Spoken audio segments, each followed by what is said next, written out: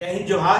JSSC CGL का जो है पार्ट 1 जो मैंने बताया था, अब पार्ट 2 में जेएसएससी सीजीएल में कौन कौन पेपर होंगे, कितने मार्क्स के होंगे वो बताने जा रहा हूं। जेएसएससी सीजीएल में जो है आपको 3 पेपर होंगे और ये 3 पेपर में पहला पेपर क्वालिफाइंग होगा। जो पहला पेपर है हिंदी और इंग्लिश का पेपर है। हिंदी के 60 क्वेश्चन रहेंगे, इंग्लिश के 7 क्वेश्चन रहेंगे, टोटल 120 क्वेश्चन रहेंगे और 3 नंबर एक क्वेश्चन का रहेगा तो 360 नंबर हो जाते हैं। इसमें केवल आपको 30% ही नंबर लाना है, लेकिन क्वालिफाइंग करेंगे तभी सेकंड और थर्ड पेपर चेक होगा। इसलिए क्वालिफाइंग होने के लिए आपको इसकी तैयारी करनी होगी। फिर दूसरा पेपर लैंग्वेज पेपर, ये बहुत ही महत्वपूर्ण। इसमें आप बहुत अच्छा स्कोर करके आप सिलेक्शन को एकदम सियोर कर सकते हैं। तो इसमें जो है 100 क्वेश्चन रहेगा, 3 नंबर का रहेगा और ये 300 नंबर जो हो जाएंगे इसके।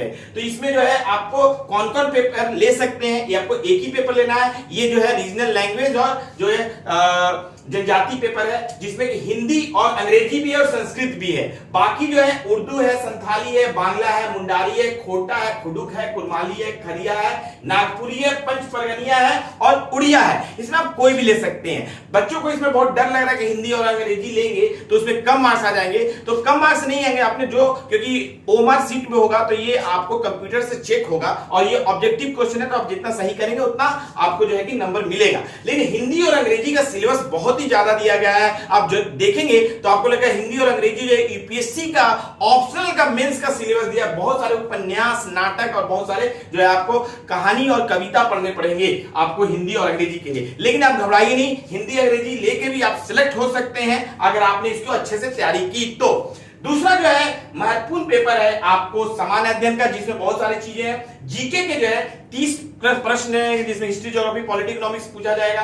दूसरा है जो है साइंस के 20 क्वेश्चन रहेंगे और मैथ्स के 20 क्वेश्चन रहेंगे, रीजनिंग के भी 20 क्वेश्चन रहेंगे और कंप्यूटर के भी 20 क्वेश्चन रहेंगे और झारखंड सामान्य ज्ञान से 40 प्रश्न रहेंगे, जिसकी आप तैयारी कीजिएगा। 150 क्वेश्चन रहेंगे, 3 नंबर रहेगा, 450 नंबर हो जाएंगे। तो 450 और ऊपर 300 जो है रीजनल पेपर का है, ये टोटल जो है 750 से ही मेरिट बनेगा। तो आपका मेरिट कितने से बनेगा? 750 नंबर से ही मेरिट बनेगा। लेकिन सबसे महत्वपूर्ण बात आप ध्यान रखिएगा कि अगर गलत आंसर करते हो तो 1 नंबर आपका कटेगा भी। ये बहुत ही महत्वपूर्ण है, इसलिए आप इस तरह के पेपर को ध्यान से आप तैयारी कीजिए।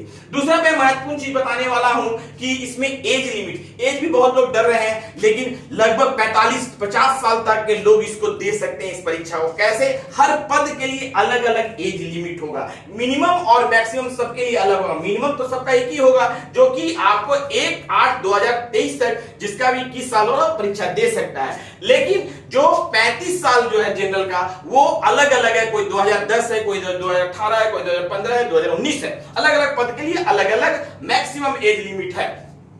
तो अब एज नॉर्मल एज कितना है भाई? तो जनरल के लिए 21 से 35 साल है, ओबीसी फर्स्ट 1 और 2 के लिए 37 साल है और फीमेल जो है जनरल ओबीसी के लिए 38 साल है और एससी और एसटी के लिए 40 साल है। बहुत महत्वपूर्ण, आपने ये नॉर्मल एज देख लिया।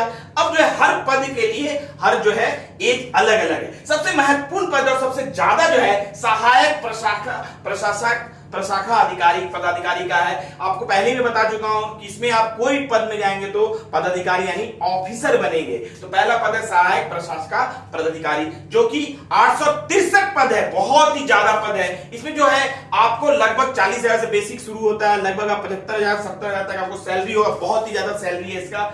आप देखिए इसमें जो है मिनिमम एज 1/8/2023 तक आपको 21 साल होना चाहिए। 1/8/2023 तक, 1 अगस्त 2023 तक आपको 21 साल होना चाहिए।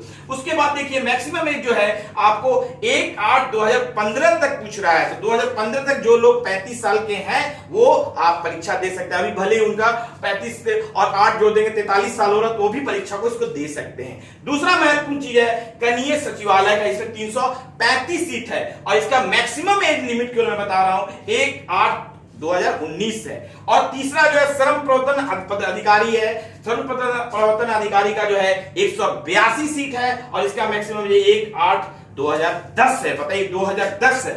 और प्रखंड कल्याण पदाधिकारी 195 सीट है, 1/8/2010 इसका भी है। और प्रखंड आपूर्ति पदाधिकारी 252 सीट है, 1/8/2010 इसका भी है। और सबसे कम जो है एज है आपको प्लानिंग असिस्टेंट का, जो कि आपको 5 ही सीट है और 1/8/2019 तक है। इसलिए हर जो है पद के लिए आपको जो मिनिमम एज जो है 1/8/2023 होगा, जिसका भी 21 साल होगा।